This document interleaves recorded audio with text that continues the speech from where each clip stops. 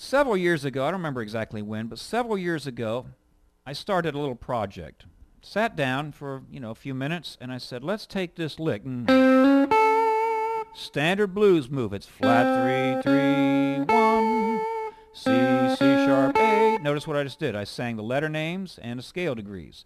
That way you're studying it thoroughly. Then I said, how many different ways could I play that on the neck? I actually wrote it out, tabbed it, it's in my files, and I don't remember how many I came up with, but it must have been like 30 or 40 different ways, all kind of trick ways, but also ways that you wouldn't expect. I might play C, C, C sharp, A, using octave displacement. You might say, well, that's not very musical.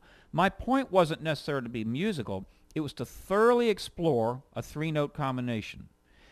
By doing that, it opened up the whole idea of maybe I might go like or the same lick, and so it all was under the category of flat 3, 3, 1. After you do that, what would you do? You might change it and say, all right, instead of the 1, let's put a flat 7 in there.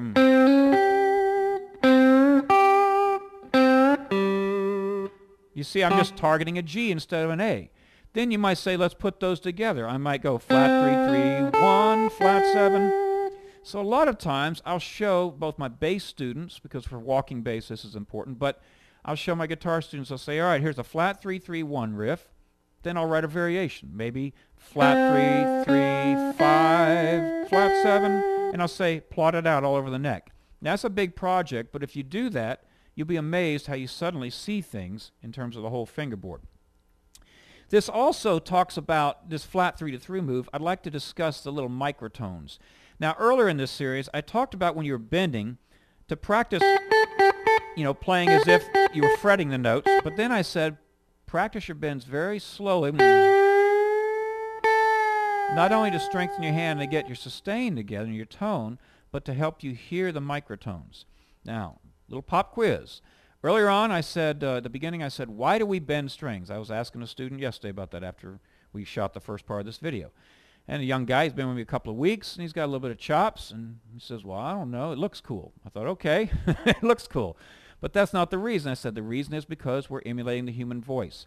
The human voice can catch just like a trombone. After I explained to him, he says, oh, yeah, it's like a trombone. I said, yeah, you can catch in between the C, which is the flatted third, and the C sharp, which is the third, and you should see that in your A7 chord, you have all these microtones.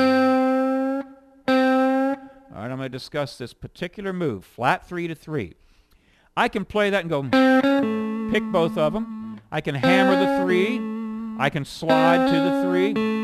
And I can bend to. Those are all valid ways to articulate that move. But then when we talk about the flat 3 to the 3, if I'm bending, I don't have to bend all the way up to the third. In your blues scale, which is 1, flat 3, 4, sharp 4, or flat 5, 5, flat 7, you have some blue notes. The first blue note would be your flatted third because it's going to clash. Hear that clash? You have a flat 3 against the third. Well, that's the note that presents this blues tension. It's actually a minor tonality over a dominant tonality. You then have the flat 5. That's got a real sinister sound. That's pretty harsh. We'll talk about in the next segment how to deal with that. Then you have the flat 7. I call that a blue note because if you didn't play that, it really wouldn't define that dominant sound. So you have 3 tones that you want to be very sharp with. This segment's talking about the flat 3 to the 3. Remember that the flat 3 is tension. It's dissonant with the natural third in the chord. So one of the big mistakes I see people making is they'll do like this. They'll pick it, bend it up a little bit, then they'll bring it back. Now that's a great sound if you're playing and wanting to get a 7 sharp 9 sound. That's a little jazzier. I'm just going to say don't do that until you learn how to handle it over just a straight dominant. Like if we're going instead of, that's a little spicier. There's nothing wrong with it, but first you got to learn how to stay closer to the chord. The C sharp would be the chord tone. So when you play this, what I call a smear, it's like you're just smearing the string, like smearing a smudge of paint or something. You play the note dry, and then you bend it a little bit, and then you need to stop it with the right hand. Now there are some times when you can stop it with the other hand. Let's again look at a flat 3, 3, 1 move. If I go flat 3 and then I bend it up toward the third, I can come in with my third finger, and you see I'm dampening it because I'm not real upright. If I push the string, the same thing happens. It's a little riskier because it's trickier to get in here, but those are both ways you could do it. In the other segment, right before, I talked about when I was blocking strings, sometimes I would use a finger to stop a string when I'm going to go to another string. Now, that was a mouthful. Let me demonstrate. If I play this riff, I may want to do this. Pick on that third string, bend it up, and then I'll come in with my middle finger and stop that because I don't want to hear a release back to the C. Then I'm free to pick that. You see? That's one way to do it. Here's the other way. But there are other times when you may need them. You see what I'm doing when I do it on the first string?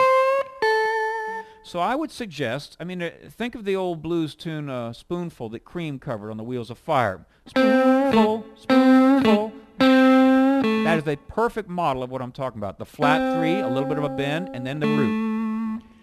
Give you a homework assignment. Practice that lick, plot it out over the long diagrams, find every place where you have a flat 3, 3, 1 move, and then get it to sounding strong. Now, if you're going to follow it and play the next note on the same string, you just put the pick back against the string. It's pretty obvious. But if it's someplace, how do you do it that way? Well, watch what I'm doing. I play the third string, and I'm going to put a little bend in there. I'm bending with my second finger, but my first finger's dampening. I pick it, I bend up, and now I need to stop that string. But wait a minute, I got to pick the first string. I'm going to come in with my wrist a little flatter. You see what I did? I came in, used my blocking technique to decide my thumb is dampening the third string. Then I can put a vibro. So you got to figure out how you're going to do this. All right, in the next segment, I'm going to talk about the flat 5 move.